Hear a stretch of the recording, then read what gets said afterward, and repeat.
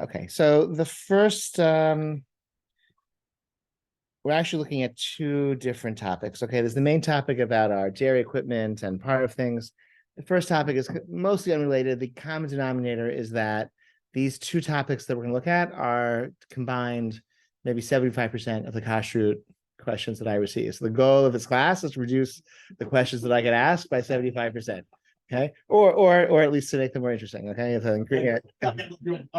Yeah, I understand. Well, you're all going to go out and spread. They're not okay. This is Will be like really gnarly questions. Yeah, that's great. That's great. I just say right. So yeah, the first two sources are really unrelated to our topic, but I'm teaching it now because it's just everyone should know this and it's just worth reviewing. And the second, I have like maybe something interesting to sort of add on as well. So hopefully there's some, in addition to the practical benefit of you asking fewer questions, there's also something interesting to say. So this is just source of the Shulchan Aruch. So 16th century, this is the distilled codification of Jewish law.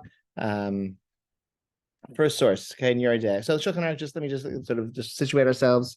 I guess we haven't yet done any we haven't studied Shulchan Aruch together in any of these Wednesday night classes. So just sort of the overall story of like Jewish law and how and its texts. Okay, we have the and this is my mind in part because we had a group of Christian high school kids come to the shul this afternoon.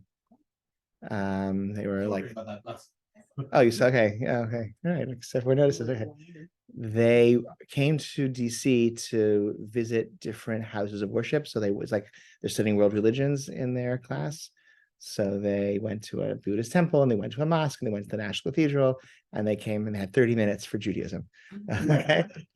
So they all came to the show. They wanted to sit on separate sides in the chitza to get like a authentic Orthodox experience of being in the shul. So fine. And so I spoke a little bit about but they're at a religious school. They're at a Seventh-day Adventist school. So they have some familiarity with scripture, Bible, So I said, like, one of the things that that Judaism is not just, we don't just believe in the written Torah, we also have the oral Torah. And so that was sort of, part of like how you would not, what you wouldn't know if you just know about Jews and Judaism from the Christian Bible, Old and New Testament, you might not realize that we have this whole tradition of, the oral Torah. So the oral Torah is also from Sinai. It gets expanded and developed as we do midrashim and discover things and read the Torah very closely and interpretation, hermeneutic principles, and in the year 200, that all gets distilled, edited, organized into the Mishnah. And then the Mishnah gives rise to, once that's been distilled and organized into the Mishnah is pretty apodictic, right? Very just tells you what to do and when and how, and just the law, multiple opinions sometimes, which is interesting, but it doesn't tell you why or how or explanations or derivations. And so once we have the Mishnah, that then sparks a couple hundred years of commentary, discussion, and questions, which ends up as being the Talmud. The Talmud is very hard to figure out what to do based on reading the Talmud because it's all these open-ended arguments. It's unclear when anything's ever decided conclusively. You might have the same subject discussed in different places all across the Talmud. And so to kind of put that all together into something that's practical and reliable is a whole other round of scholarship. And so that gives rise to, I guess, Talmud commentary and then codes as like the great project of the medieval halachic project, right? There's the foundation myth of the Rishonim, of the early medieval commentators. There was a boat with 4 great rabbis who were on a fundraising trip from one of the great Babylonian yeshivas. They're taken captive by pirates and they're ransomed by a local Jewish community. And they say, we'll ransom you, but you can't go back to Babylonia. You have to go to the communities that paid for your ransom and set up yeshivot in those communities. And that is the origin of Torah scholarship in the West. And so one goes to North Africa, one goes to Spain, and one goes to whatever, 2 other places. Okay, in Italy, maybe. Okay, do you remember that? It's a legend that's in it's called the Ravid number 1. It tells it. It's in what's it called? What's the book called? Sefer. It's one of these early medieval histories of Judaism. Records the story. I don't know that it has any. It doesn't, but the story was first recorded centuries after it was said to have happened, or so. I don't, but in any event, at some point, people stopped asking questions to the yeshivas in Babylonia and started relying on their local homegrown Torah scholars in Spain and North Africa and all those places. And they wrote commentaries in the Talmud, and they also wrote codes, right? So a code is, right, you're distilling that information. Again, it's like vast literature into like, here's some guidance. So the Rambam famously did that in his great code, the Mishnah Torah, where he took all of the Talmud and he said, Talmud's really hard and it takes a long time to master the Talmud, and Jews really should be spending all their time studying philosophy and science and metaphysics. And so I'll just tell you what to do, so you don't have to like learn Talmud anymore, and you can just do the right thing and do the mitzvot and study philosophy and science and metaphysics. So it didn't turn out that way for the Rambam, but he did write a really great code of Jewish law. It's the Mishnah Torah. We have another great code is the Tur, who he just focuses on the practical parts of Jewish law. He divides this into 4 parts: Or Chaim, Yeridea, Choshen Mishpat, Even HaEzer. And these 4 parts are only practical halakha that are, in none of the agricultural mitzvah of the land of Israel, none of the stuff about the Beit HaMikdash, just what we do today in the diaspora. And that codification sort of was like the Dewey Decimal System do you still have the Dewey Decimal System? Is that you're all about my age, so you're a little younger. Is the Dewey Decimal System? Yeah. You're all right. None of you are right. Few of you are much younger than I am. Some of you are a little bit younger. Okay. Do you know that? Except the Library of Congress. Oh, that's right. Correct.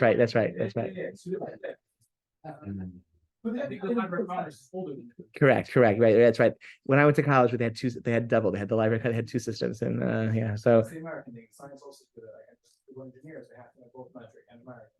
So if you want to do anything outside of America, you have to know the metric. But in America, you have that's to funny. Know the so you're twice as smart as the Good. So the Torah established the Dewey Decimal System for halakha. So Or Chaim 318 is where the laws of cooking on Shabbat are discussed, and so like that just becomes the standard location. Even though again, it's a distillation of all the prior centuries of material and scholarship into a code which is simple, which you can look up something and learn what to do.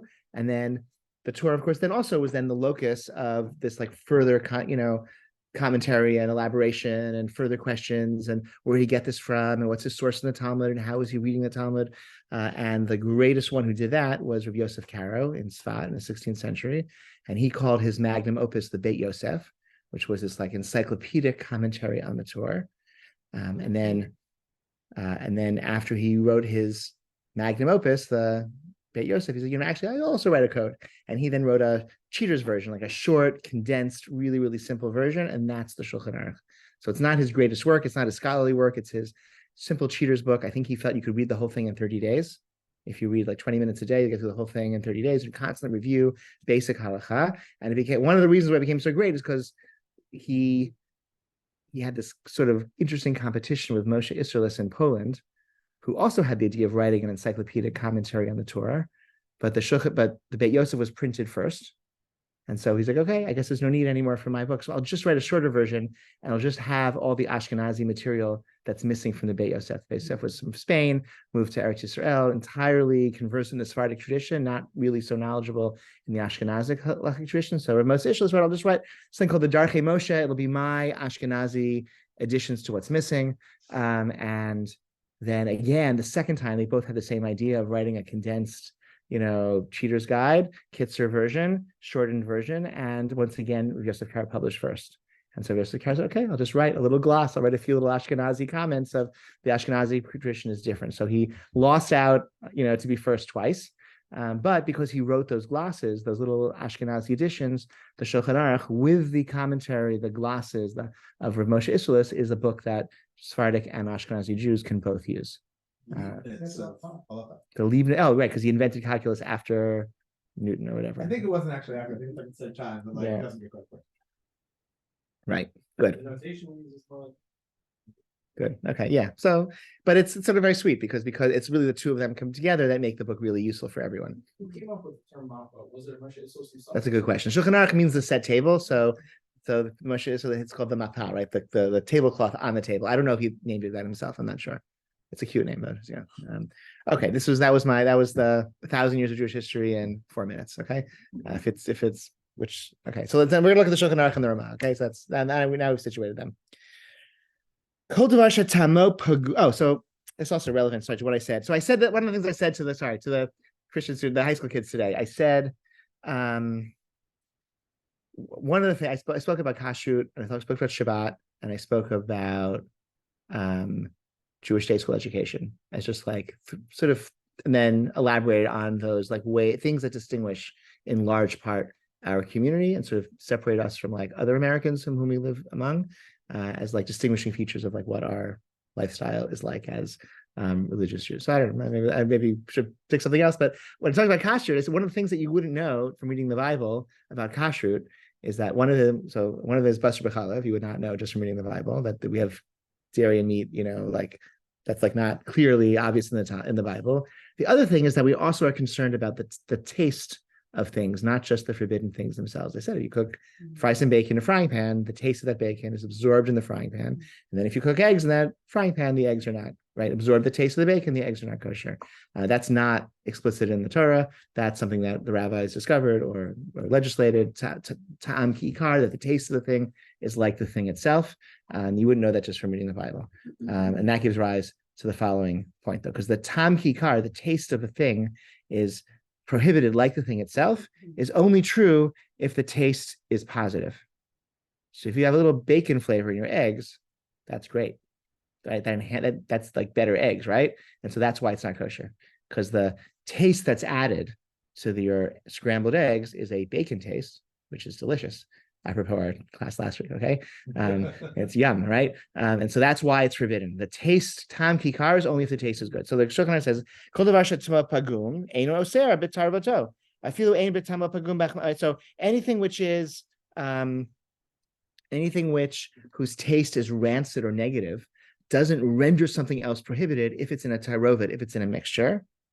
Afilu ein tama pagum machmar atzmo shebifnei atzmo hu mut'am ushubach ela shepogam tarvato mutai. It's something which on its own tastes great, like bacon. If it gets mixed into something where it tastes bad, like ice cream, then that would also be permissible. If your ice cream tastes like bacon, that detracts from the ice cream. And so the fact that it has a bacon flavor, a little bit of bacon falls into your ice cream and you can still taste the bacon, that makes the ice cream worse, I think we would say, and therefore it's not a problem. Yes, you disagree. You think?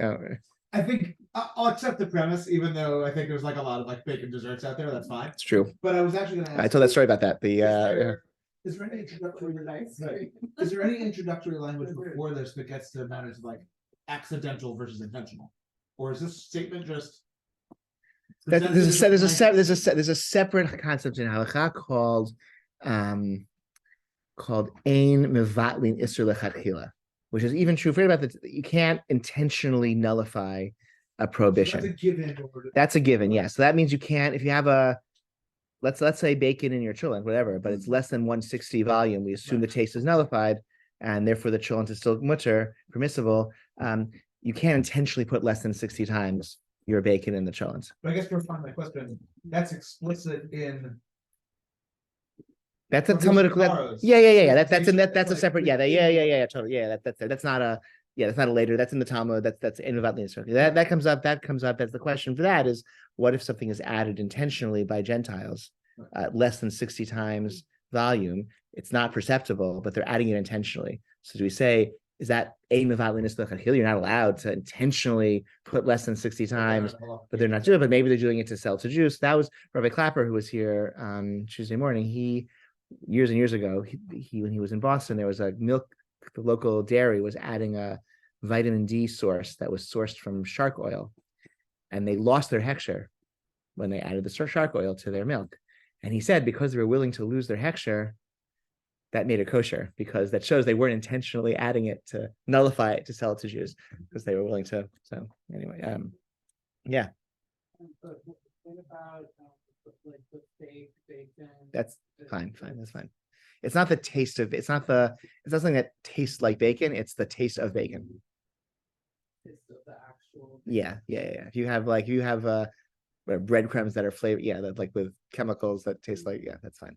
That's fine. Well, there's another whole discussion, probably a separate class about this the lab grown meat. Oh yes, lab grown meats is a really interesting. That's like cutting edge halakha. That class would be that would be really interesting. That's separate course. Well, the truth is, it's a little bit speculative because the halakha I don't think has been quite determined yet. Although in the last, I've been interested in that kind of lab grown meat for years. In the last 6 to 12 months, there have been a couple of significant rabbinic authorities who've published papers on lab-grown meat. So that'd be like a real reading group. We could read through that together. It's like really.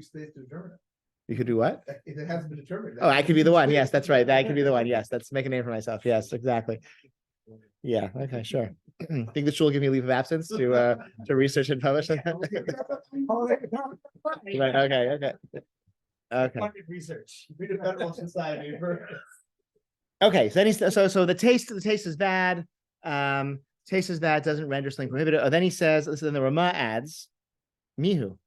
Drim hachashuvim kabiria okiotia ba im einan pigumim ba'atzman alpha pisha pigugmin hatavshil einan betelim afil be'el. So if it's an entire intact creature, then it's not nullified, even 1,000 times its volume, even if it makes the thing taste worse. So if you have, for example, like flies in your broccoli, or little worms in your right. So the worms in your whatever in your salad don't make it taste better, but they're not nullified because they are intact creatures. That's why we're a little more strict with insects. If they're intact, if you chop them up really fine, then it's not a problem. Okay. Yeah. This isn't really just an Ashkenazi thing. Sfardim are also vegetarian. No, like this. Yes, when the Rama adds something, he doesn't always add an Ashkenazi. Only this seems to be universal. Yeah, I would think so. So you can see the acronym why he does not always disagree. He's just sometimes adding. Okay, now so this so far so good. This is not so relevant to us, but with this background, what follows is very relevant. Okay, this is to further my agenda of getting to your questions. Kol kedera she'ena bat yoma chashiva tama lifgam ve'no seret v'nikret bat yoma kozman shelo shata mei le'et achar shenitbashel ba ha'isur. This means any food that is absorbed inside a pot or pan for 24 hours or longer, the taste that it imparts is considered to be rancid and is going to make something negative. So I cook my bacon in my frying pan, I wait 24 hours, and then I cook my eggs. The eggs don't taste like bacon. The eggs taste like rancid bacon, and therefore they're permissible. Therefore they're kosher. Bimbi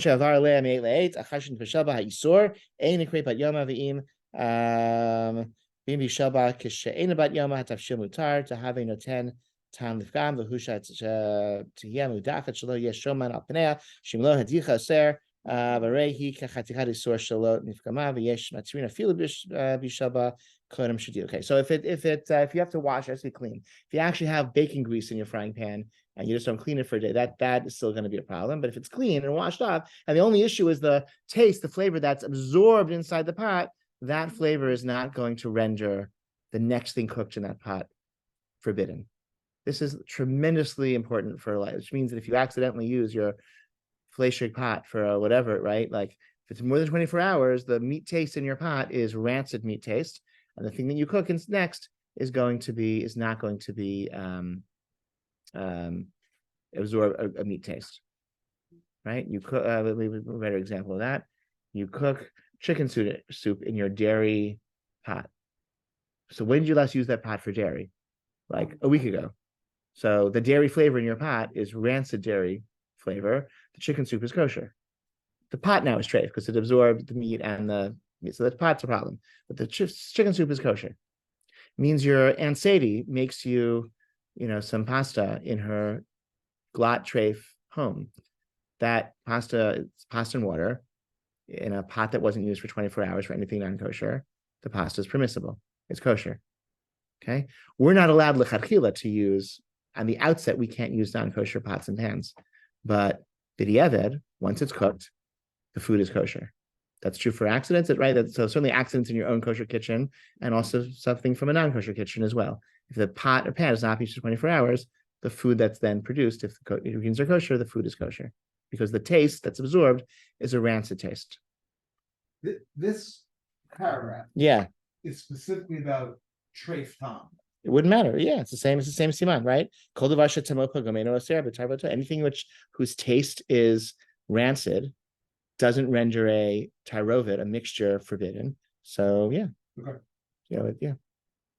We'd be more lenient with dairy and meat, but certainly with treif. because it's, yeah, The trade's less applicable to me in my first one, that's why. I understand, but it's like, yeah, you're correct. Anything, yeah, fair enough. I have far fewer trade spots than dairy ones. Good, that's great. Rachel, yeah. Early relative somewhat, buy a pre-seasoned cast iron pot. Longer discussion. I forget. I looked into that several times. I forget, and I forget each time I find something. I forget what I find each time. The CRC had a whole essay on it. I think there's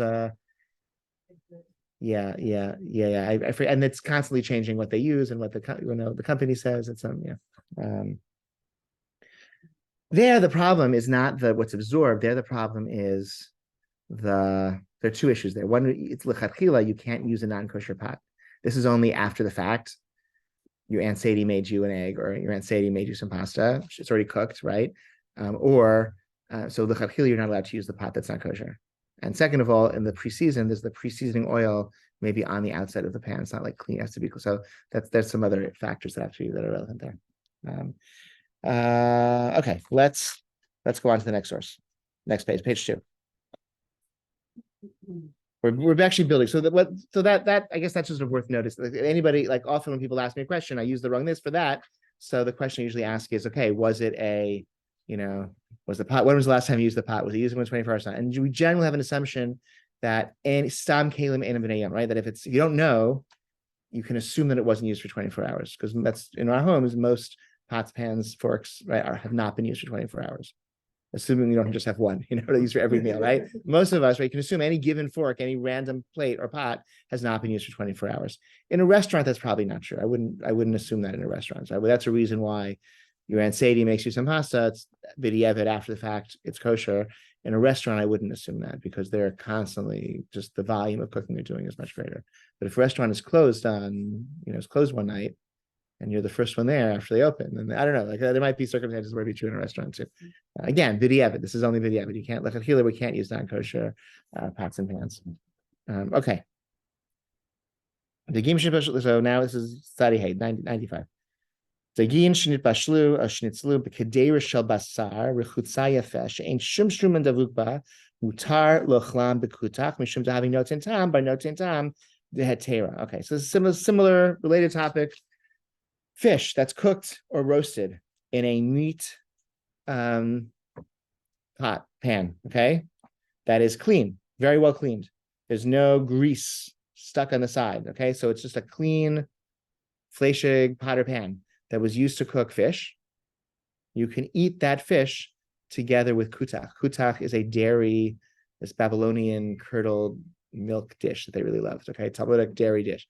Okay, you can put cream cheese, okay, on that fish, okay, that was cooked in a flesh. It's a meat equipment fish. You can eat it together with dairy. Mishum having noten tam by noten tam dehetera, because it's not by not noten tam, a absorption of taste times 2.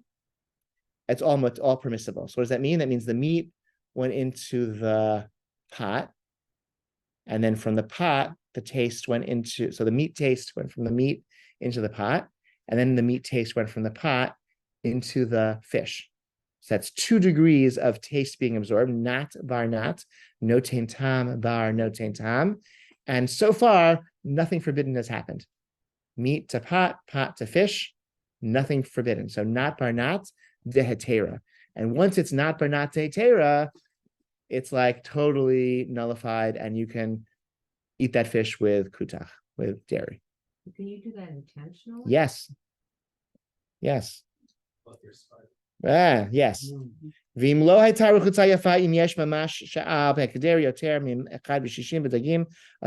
if it's not cleaned and there's actual meat on it, then you shouldn't eat it. Okay, fine. Next. So you boil an egg in a dairy pot. Mutar you can take that egg and roast it inside your. That was like a thing. Right? They used to roast chicken. It's like basar b'challah. It's like I think it's like basar b'challah. A little crude. It's like the original turducken, right? It's like a. Sorry. Yes. So like a couple of shows ago, I have my slow cooker cooking the meat and I just have like a couple eggs. in Yeah. there. So like according to this, I could have eaten the eggs with like something dairy. No. I assume there was meat in your slow cooker. Yeah. This is just a pot that had been used for. It's like, yeah. That's what I thought. Yeah, that's important. Distinction between 1 and 2. Is it obvious? If you know one, why do you need two? That's a good question. Someone's been reading the Gemara. No. Well, I think one, no, because it's the water. I think one, I think the implication is that what does the water do? But again, if anything, 2 is more attenuated. Because Two is more attenuated because the water, it's like, 2 can knock by not by not. yeah, maybe. I think that's one question to discuss. So I believe so. But yeah, if there's meat in the water with the egg, then even though the egg has its shell, that's not pardat, because we don't eat anything cooking in the pot at the same time. That's like one knot. It's one notain time. Yeah, okay, right, because the meat, even though the egg's in a shell, but you see what happens to the chulin egg. It gets brown, right? Totally penetrates the shell, and it's like, right, it's absorbed, right? So okay. So if there's meat in there with it, then it becomes fully flesha. You can't eat it with dairy. If there's no meat in the pot, it's just water, but it's a meat pot, and you can eat it with dairy. Yes. Dairy quantity is referring to here is something that's 24 hours in spots. I think yeah, because it's not by not. It's not, yeah, exactly. This is within 24 hours. Yeah. Within 24 hours. Yeah. So now the Ramah gives the Ashkenazi position here. This is the Ashkenazi position. The yesh machmirin betzlia ubishul la'asor noten tamber noten tam. And there are some who are strict when it comes to roasting or cooking and to render forbidden in this circumstance of not bar not, right? 2 degrees of taste absorption from meat to pot and from pot to fish.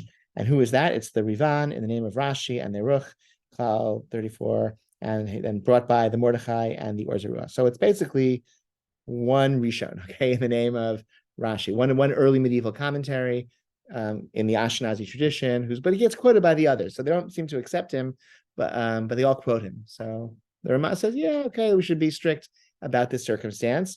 So what's our Ashkenazi practice is to be strict l'chadchila, but b'di'eved, we're lenient with all of this. So if you, oh my gosh, that's that fish you're eating with the kutach, that's the fish that I cooked in the meat pot. Okay, b'di'eved, that's fine. Can you take another bite? I think so. So when do Bidi- you move from B'di'eved to l'chadchila? I think l'chadchila b'di'eved is when it's impossible to do it the right way. So once you've cooked it, I think so. Okay. That's b'di'eved. I think so. Yeah, it's too late to do it. No. I think once Aunt Sadie makes the pasta in her tray, right, it's done. It's too late to use a kosher pot. Aunt Sadie made it already. Yeah. But then he says, "V'davka lechol im chalav v'habasar atzmo v'alitzinen b'klisha lehem mutar lechadchila." But that's only, even this Ashkenazi strict position is only strict, like don't eat that fish with your kutach. But you want to eat that fish on your dairy plate, totally fine. Again, this happens a lot. This comes up, right? We served, you get roasted vegetables from a fleishig caterer. You can serve those vegetables on your dairy dishes. Like If you know that there's actually no schmaltz. right?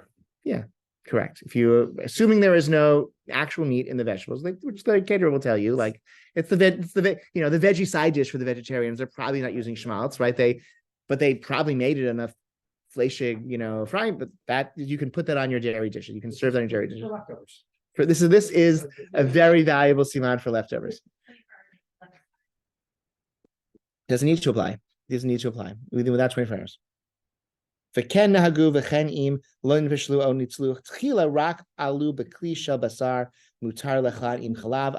if it wasn't, and certainly if it wasn't, like again, I serve this potato kugel on fleishig plates, and then I put them back in the fridge, the next day I can have that potato kugel with cheese to freshen it up. Okay, just having served it on fleishig plates, not with meat, just having been on a fleishig plate does not make. I can then put it with have it with cheese. Serve cold or hot. Does not matter. And then the opposite.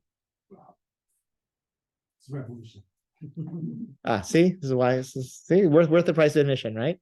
I'm sorry. Pretty soon we'll go back to one dishwasher. That's the next thing. That's the next page. Okay. וכן אם היה הכלי שנפשלו או ניצלו בו לפגם שלא היה בו יומו, נוהגין הייתה לכתחילה לאכלן עם המין השני. If the item, this part of item, was cooked in a hot pot casserole that had not been used for 24 hours for the other gender food, then lechatchila I can serve it with the second gender, which means that you can have let's say I use I bake brownies in a Pyrex, casserole dish that's fleshig, but it hasn't been used for 24 hours. I can eat those brownies with ice cream. Yes. But class doesn't know for. Yeah. Okay. So that's a separate discussion. I know it should have. So the Ramaz, So the Ramaz even only applies to within 24. The Ramaz stringency is only within 24 hours, and only for things that were actually cooked, cooked in the other gendered utensil. Correct. So like I was power of bakeware a long time ago. Right. Yeah. No, unless I serve my cake with meat, there's no reason to have it. But like it turns out it can go one step further. It seems there's very little advantage in having Pareve gendered cooking utensils. It seems it doesn't gain you that much. There's very little you could do with a Pareve frying pan that you couldn't also do with a dairy and meat frying pan. If it's clean and it hasn't been used for the. If it's clean and has been used for 24 hours, then you can use the Pareve food that you make with anything. And if it has been used for 24 hours, then you can't eat it with the other thing. So you have green beans, whatever, you stir-fried green beans in a dairy frying pan that has been used for 24 hours. You can't eat those green beans with chicken. Onions, hot peppers. Okay, yeah. Onions is a little more tricky. Onions are tricky. Okay. All right. This is all my the sort of, okay, yeah. Onions are rather strict. I'm wondering about food processor. Uh, eat all three. But food processor you don't use hot, so that wouldn't be a problem But I anyway. put onions, peppers. I don't think that I think it's cold. But when would you use it? When would you use it for dairy, or you put dairy? If I put my onions in the Flashik food processor, Why would you have a Fleischer food processor? well, I have 3 food processors. Wait, sorry. How does your food processor be? You got me to their house for dinner. That's true. That is okay. Yeah, Okay, not offended, but what am I missing? I feel I'm missing out on something. How does it become Fleischer? but putting liver. Oh, That's how it becomes Flashik. okay. Yeah, Hot liver. hot liver into it. Wow, piping hot liver. Wow. Okay, yeah, that'll do it. Okay. I have 3 but this is practical. Like we have an instant pot. I'm sorry. We have an instant pot, which Yeah. I only use for parve. But I can actually use it for dairy and still basically have it parve. The parve food that goes in it, as long as we. You have an Instapot. You use it for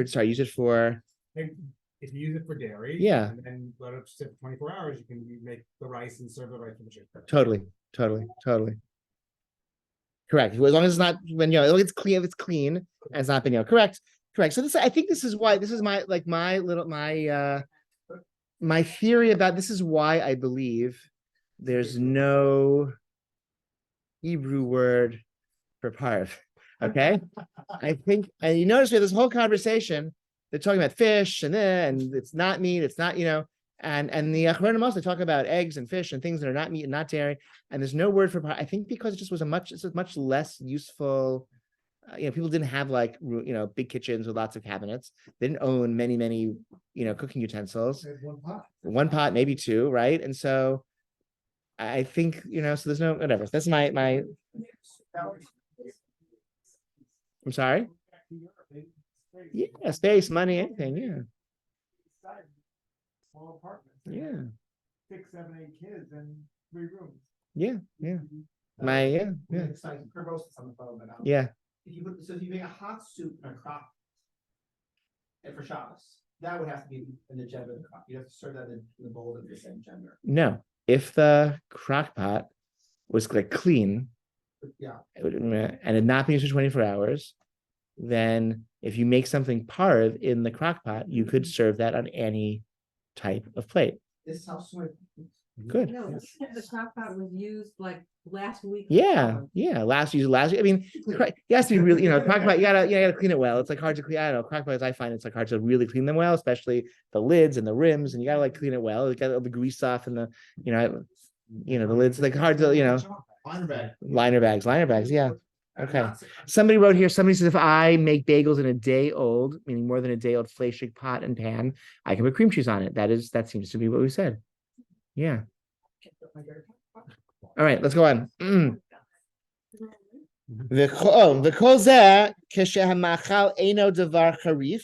This is only true if the food is not something like spicy and hot.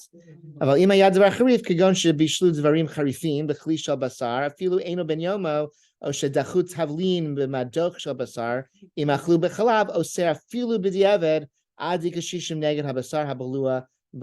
so we have this understanding in halakha that spicy things, radishes, onions, garlic, they can kind of awaken and refreshen this rancid old taste. And so even though if it's more than 24 hours, if it's used for an onion, is it chop an onion in it, then it, so basically, 80% of the kashrut questions I get, was the thing used within 24 hours and was there an onion involved? Okay. And that's basically, yeah.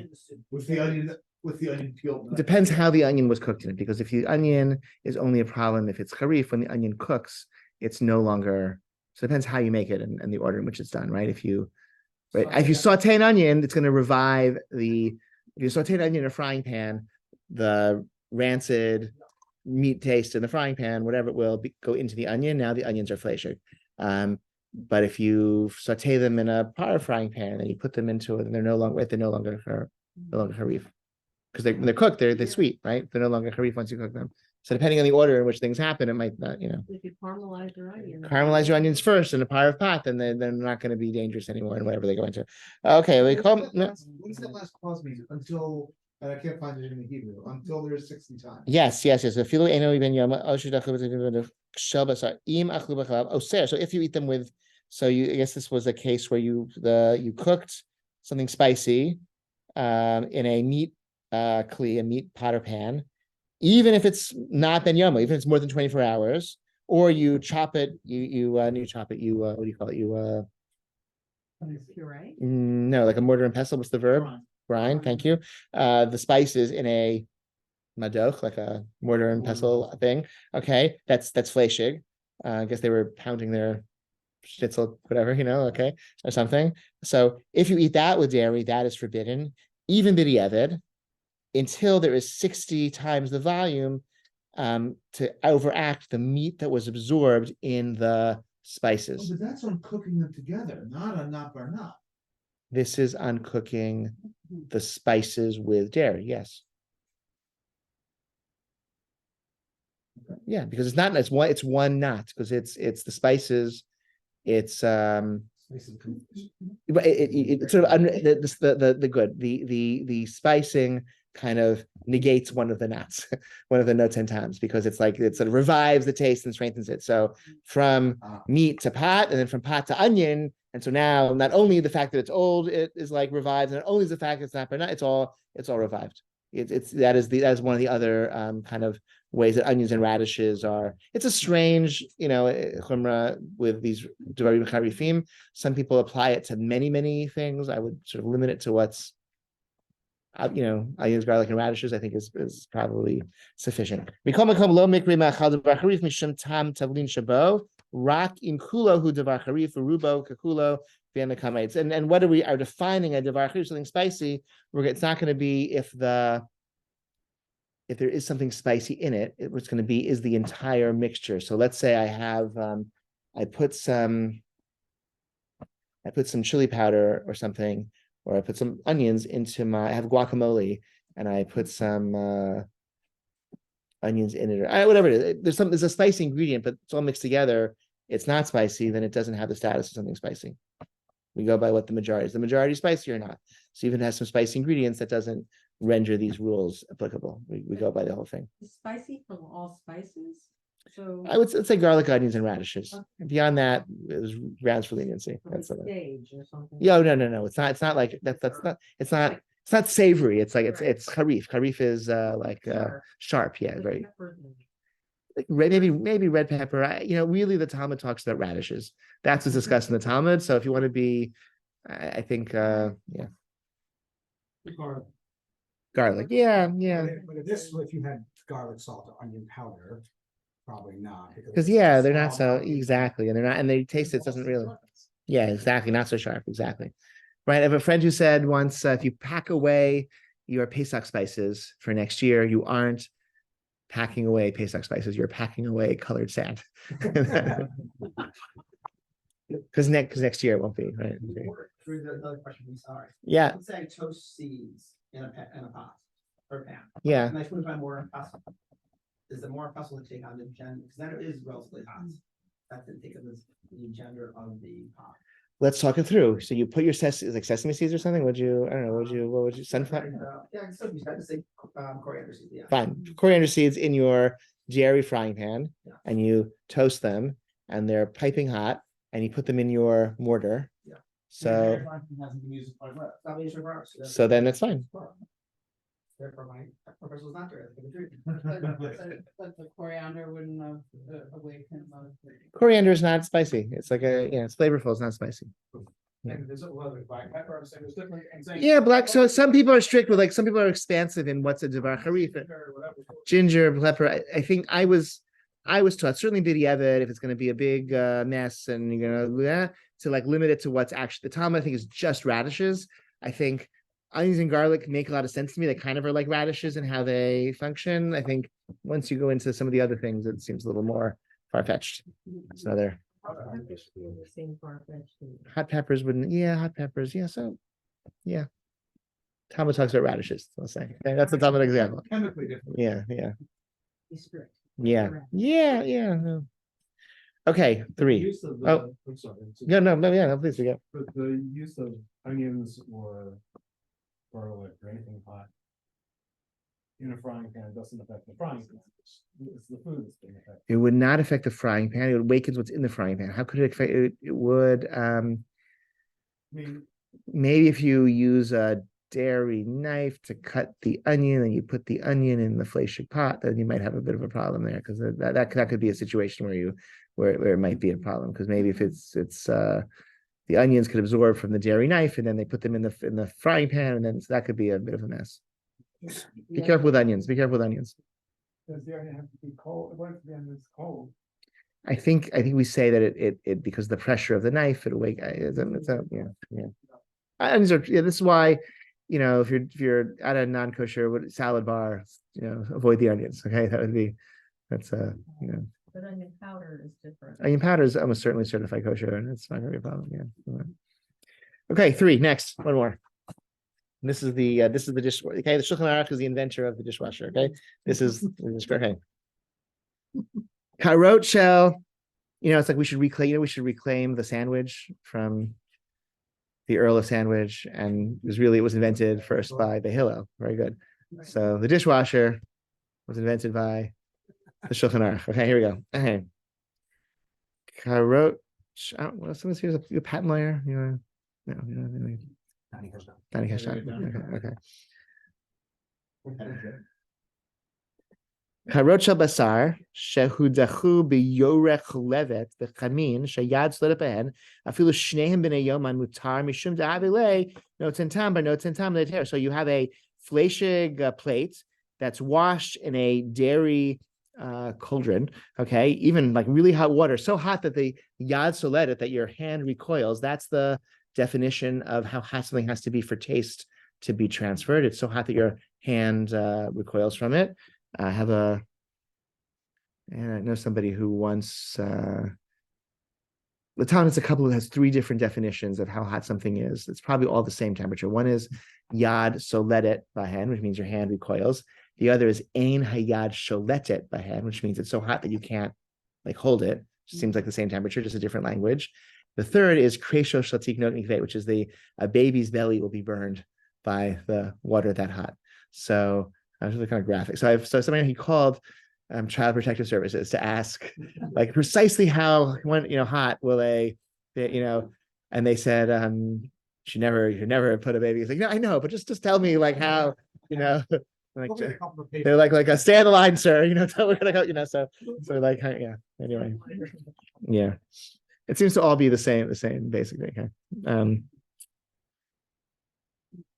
But that's what gets in question of pasteurization. This is what, right? The kedem grape juice in the big bottles is not muvushal, but the small bottles is, right? Is that right? Because The glass ones. the glass, yeah, those big kedem glass wine bottles are not muvushal. The small ones are, I think, because they're pasteurized. I think they pour them in the bottle first, then the bottle is immersed in really hot water to pasteurize them.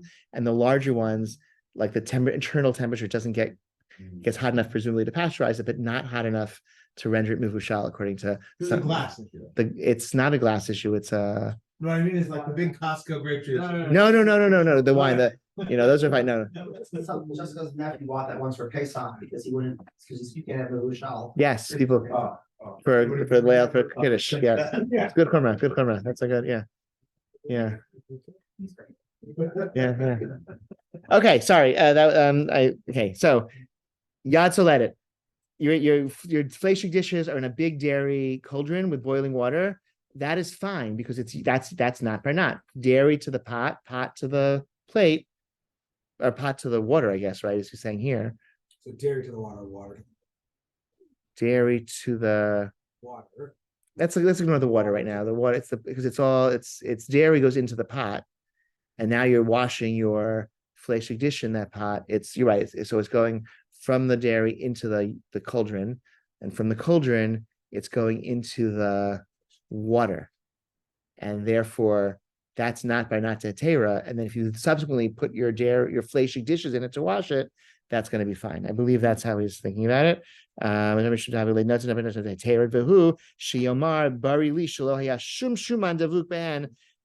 only if there's no actual like pieces of meat on it. The imaya shuman davuk behan sarich shia b'mayim shishim keneged mamashut shuman sha'al hakarav. And if there is some like actual pieces of meat on your fleshig, if you don't wash your dishes before you put them in the dishwasher, right? So there's actual meat on it. You have to make sure with 100% certainty that there's 60 times the volume of water in the cauldron as meat on the plate, which is probably true. But is he saying l'chatchila or b'diavad? It sounds like l'chatchila. Sounds like it. The Ramah then adds, for yeshosrim, there's some forbid, a filu ein shuman devu, even if there's no pieces of meat on your fleshig plates. He quotes a bunch of people who say that. If one of these vessels is not ben yomo, so either the yoreh, the cauldron, was not used for dairy for 24 hours, or the fleshig plates you're washing were not used for 24 hours. So then all the dishes are permissible, but the water should be discarded. But if the two of them are within 24 hours, but if both the cauldron and the fleshig dishes have been used in 24 hours and you wash them in hot water, then our Ashkenazi practice is treat them all as forbidden. And this is our practice. And we should not change this practice. This is if you wash them at the same time in this kli rishon, this like on the fire, piping hot. And this, if you wash them one after the other, dairy then meat dishes, or it's not quite that hot, then that's permissible. This is less relevant. Here's the part that's relevant. Ve'im ira mikli rishon shel basar al kli chalav dino. Oh, so now we want to say kli rishon v'oser im haya ben yomo. If you pour from one to the other, dairy to meat, okay. Let's move on. About im ira miyayim ritzchim she'enan shel basar v'lo shel chalav al klim shel basar v'shel chalav biyachad. Afilu shuman davuk behan akol shari. Deni rikli rishon mamash yesek sheklim shemara aleim yivlu zeh mizeh. If you pour boiling water on dairy and meat dishes together, that's not going to render any of them prohibited because poured water is not the same as everything's like all together in a pot. It's right. It's poured right, literally. Even though it's iru, even though it's like a stream, yeah. But it still cools it off. It's not a kli rishon. It's not a primary vessel. It's all fine. they're all in a tub together and you pour the water. I'm sorry. Did you mean like if they're all in a Yeah. tub together? And Yes. pour the Correct. That's for mitzvah. Dalit is the part. Sorry, it's really the fourth part is what I wanted to show you. Okay, It's yearly. back to the, it's back to yes, Chicago. Yes, correct. Okay. Yearly she'im natnu afar b'mayim, eifar b'mayim chamin shebiyorek kodem shehinicha k'dirod b'tocha afal pisha shuman davuch be'en mutar d'alidei ha'efer huno 10 tam lifkam. If you put like ash, soap Why? in this mixture, right, then it's all permissible because the whole mixture together has a rancid taste. Even if there's actual food substances on your dishes, you're washing them together, but it's in this mixture with soap, then everything is fine. And the Ramah has no retort. No retort on this. Not just one dishwasher at the same time. One dishwasher at the same time. Okay. So this means, so I would say a few things about, okay, we got like 3 minutes, okay. And you know, the Sephardi practice is to use one dishwasher, right? Okay. At the same time? I don't think at the same time, but there's based on this, you really could use at the same time. Okay. This seems clearly what he's describing. You're washing dishes together as long as there's soap. So one thing to know, first if you're washing dishes by hand and you accidentally, oh my gosh, I actually used the wrong this for that. So first of all, there's probably a few soap, which you should. That's a reason to be lenient. Second of all, if you're washing them by hand, by definition, it is not the temperature of Yad Soledet, right? Unless sometimes you put it all the way to the hot and you're using gloves or you're holding it by the side because it's too hot, right? But if your actually hands are there in the thing, washing it together, so it's a good practice. Like you're washing things by hand, just don't have it so hot that you can't wash it by hands. Because like if you're washing it, oops, this was a milchig spoon, so what, right? You're washing it by hand. It wasn't hot enough for it to absorb any taste. You're washing with soap. It's fine. You open your dishwasher and you're like, oops, a fleshig fork got in, you know, it's fine because everything's fine because there was soap, assuming there was soap. I often, my practice, when this, he says l'chadchila, certainly b'diavad, I think you can rely on that. If you accidentally discover, you pull out the wrong thing from your dishwasher, I have the practice of pouring a little bit of soap outside I pour it in the little cup, the little thing, and then I just sprinkle a few little bits of soap outside it so that as soon as I turn on the dishwasher, you know, even before it reaches that part of the cycle, in case there's a delay, there's always soap in that mixture. Okay, there's never any possibility of water sloshing around in my dishwasher without soap. I just pour a little bit of soap in from the very beginning, outside the thing. Not that I don't intentionally, just in case. See, this way, okay, it tastes really bad. If you can, you know, yeah.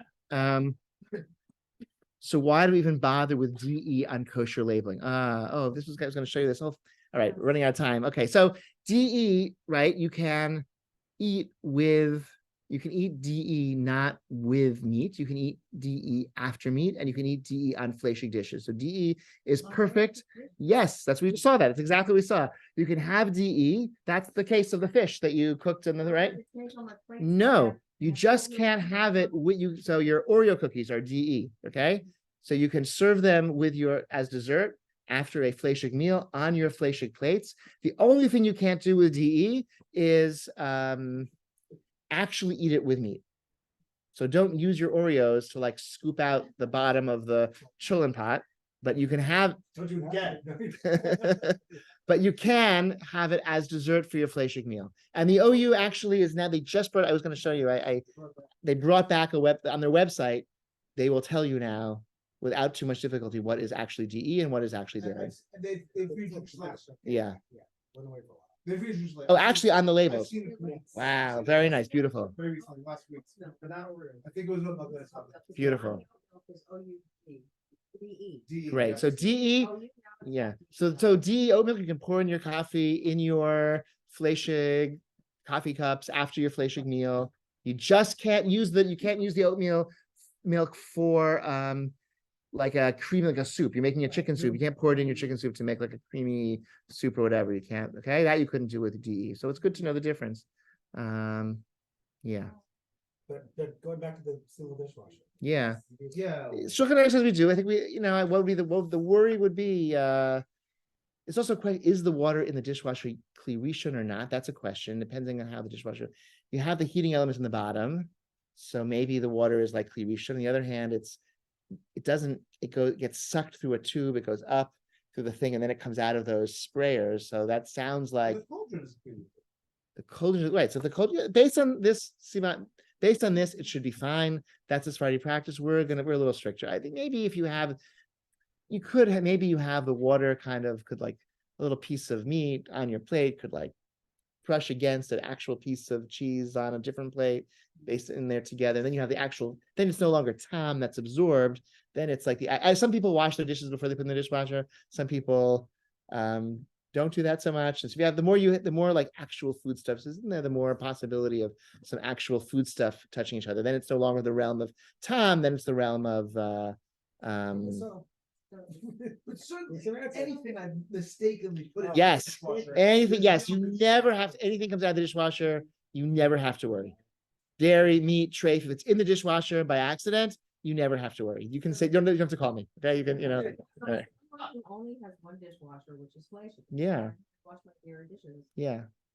Does that mean I don't have to do that? Sure, the Sephardi practice would be you don't have to do it. The Ashkenazi custom has been, since dishwashers have been around, not to do that. If accidentally it's used for the wrong one, it's fine. I'm not comfortable yet, for Ashkenazi. It's just not what's done. But you want people to eat in your house and not to worry about, and you want to freak out your guests if they see you using the dishwasher, People who like conservative, I know people that run their dishwasher. It's of all the things that I'd say that we don't do it, I don't do it, but it seems based on the logic, it should be, again, like maybe we have, like, we're not always so careful about, if you don't clean your dishes before going in, you might have real pieces of food, Washing my dairy. Yeah, no, I wash we our dishwasher's dairy, I wash places by hand, but every so often, like a fork mixed in the wrong place, and I just don't have to worry about that. Yeah, So if you use a dishwasher to sterilize something that's parve, right, like a water bottle. Yeah. It's still parve. It's still parve? Yeah. Okay. Yeah. So that's a real issue. Yeah, Okay, yeah, because there's soap. Even if you run it, you put a parve thing in your dishwasher, By itself. even not by itself, put it with your dairy, if you load it up with flakings, whatever, and you put a water bottle in there, it's still parve because there's soap. And so whatever meat it absorbed a soapy meat taste, and a soapy meat taste doesn't count as making something fleshig because it's a rancid taste. The CRC did I don't know, they did. Oh, hi, they were okay. The Gizman Creation Society. The CRC that they just found out this year and they're here. they're shutting it down. There was a photo that the CRC, I don't know why they shared this on Twitter like 6 months ago, a year ago, of Rabbi Reese and some of their other posts came sitting with different concentrations of soapy water, drinking them to see how bad they tasted, if they were sufficiently, and I think they tasted bad. So yeah. So I do a par roasted in the West, but I put it in my meat or dairy dishwasher. You have yes, you can wash parve roasting dishes in either dishwasher, and they will still be parve. Yes. I can put my parve stuff in my dishwasher? Your parve things can be washed in the dishwasher, they will still be parve, yes. All right, guys.